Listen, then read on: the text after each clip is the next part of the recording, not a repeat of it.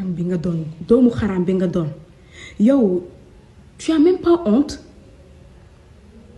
de mordre la main bi nga xamante ne moo la def ki nga doon tey yow Ousmane yow maa la kere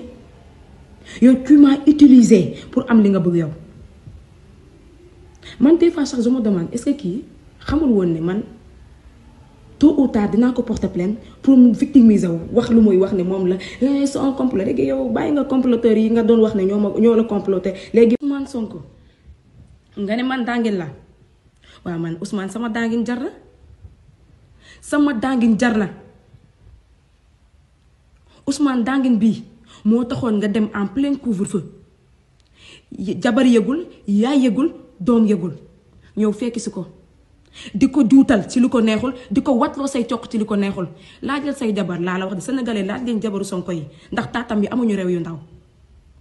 bu ma waxloo nag te bu ma tax a dëkk nga doon wax ne ñoo la comploté léegi mën ngay attaqué bàyyi nga ñoon yëpp léegi si mën nga ne barke Fapes bés boo génn tee laa la wax de wax man ma génn wax dootuma la may victime virgule dootuma la ko may sa taat yi nañ wax bu fekkee ne sa taat yow amuñu ay réew yu ndaw xaw ma ndax léegi ndax màgg nañ ndax xaw ma ay réew yu ndaw ay traiteur yu ndaw la amoon sa taat yu ak say taat yu ñuul yow saa yoo génn tey wax ma génn wax dootuma la may virgule nee nga gasta gastal nañ jabar laa la wax di sénégalais laaj leen jabaru Sonko yi ndax taatam yi amuñu réew yu ndaw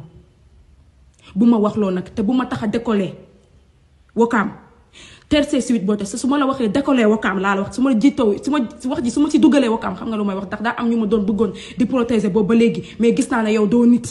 bu ma waxloo te boo ma waxloo te su ma génnee dootul baax ci yow yàgg nga jàpp ay xale yu ndaw laa wax di leen def loo xam ne des choses yoo xam pas catholique du man kese te bu ma waxloo ndax am na ñu bëri yoo xam ne dama leen doon prêter